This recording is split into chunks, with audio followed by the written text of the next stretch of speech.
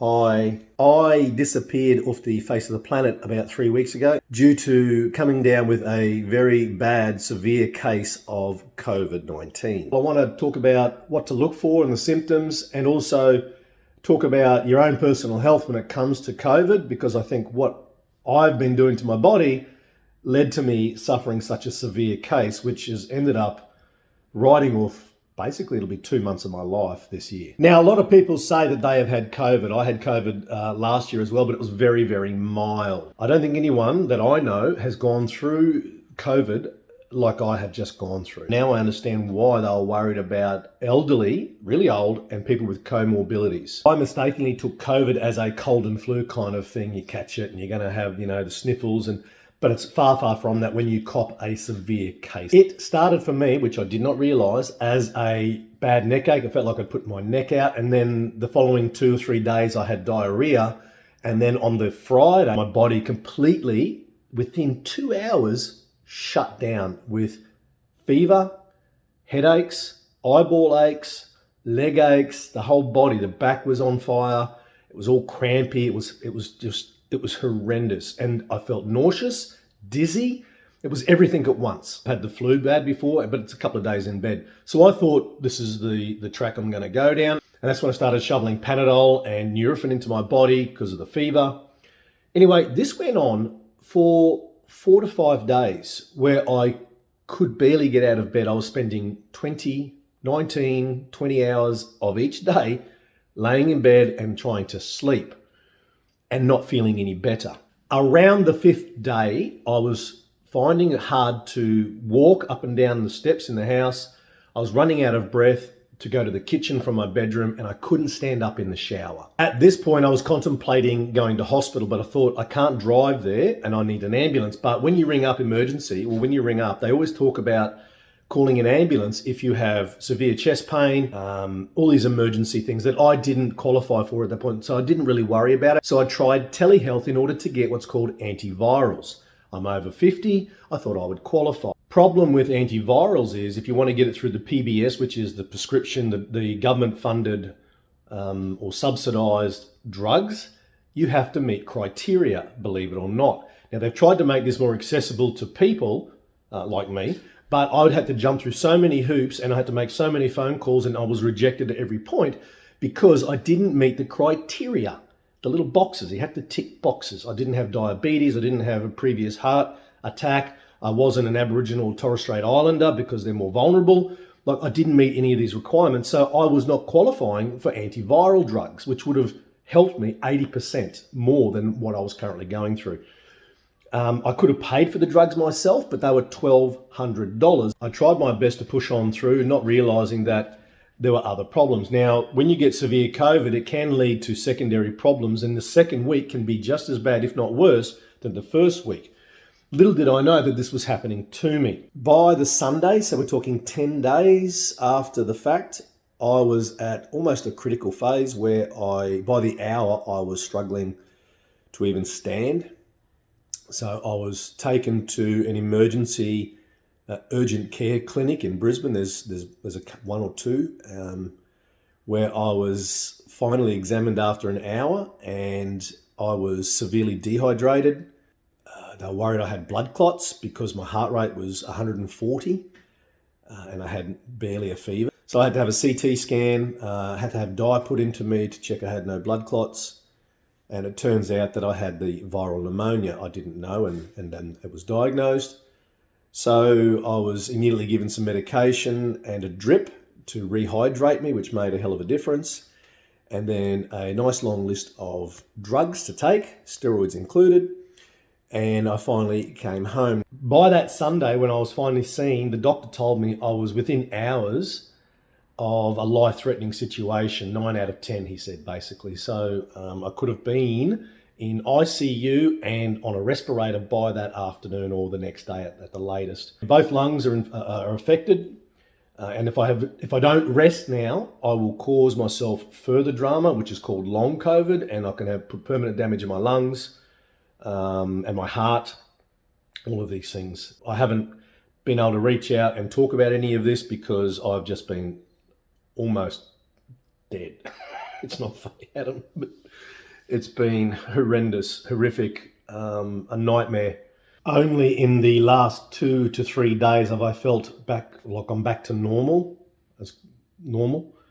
And it's virtually a little over 3 weeks since the initial symptoms. There's probably many of you out there thinking, why didn't I do this and why didn't I do that? If you look at the information online, you're actually told to take Panadol and ibuprofen and rest at home until it passes. But I didn't understand the severity of my case, and it kept evolving into something worse. Not wanting to go to hospital or call an ambulance is pretty normal, because I couldn't believe that I was in that kind of situation or that predicament. I didn't believe I was that bad, and I wanted to not ignore it, but not accept it, I guess. That's how I looked at it and dealt with it, and I'm pretty sure most people, unless they're a medico or a nurse, would have been the same. Now, why do I think I suffered so severely at the hands of COVID this time round? This is hard for me to talk about, and I'm going to put it out there. I struggle with alcohol, and over the last 2 years, I lost my brother-in-law a couple of years ago. It's not an excuse, but I found myself burying my head into the bottle a lot more, and increasing the intake of my alcohol every day to the point where I was adjusting what I was doing, and even what I was doing for my YouTube channel, so that I could start drinking at 11 a.m. some days, and keep drinking all night until I go to bed. This was no doubt causing my body great harm, and since COVID has hit me, I've had to do some re-evaluation of what I'm doing to my body. And so should you, if you are doing similar things. Because my body was probably already in a state of disrepair, COVID was given an open door to just come on in and completely fuck with me. Take me to town like a rag doll. I think of the Hulk in one of the Marvel movies just fucking ragdolling people. Because I had gotten my body into such a pickled state, I think that's why I struggled. So ultimately, what I need to do now is, I'm saying this because I think to help keep me in check, I need to put it out there to people and have them be a part of, or keep me accountable for what I'm going to try and do. And I want to do it because I don't want to go through what I just went through.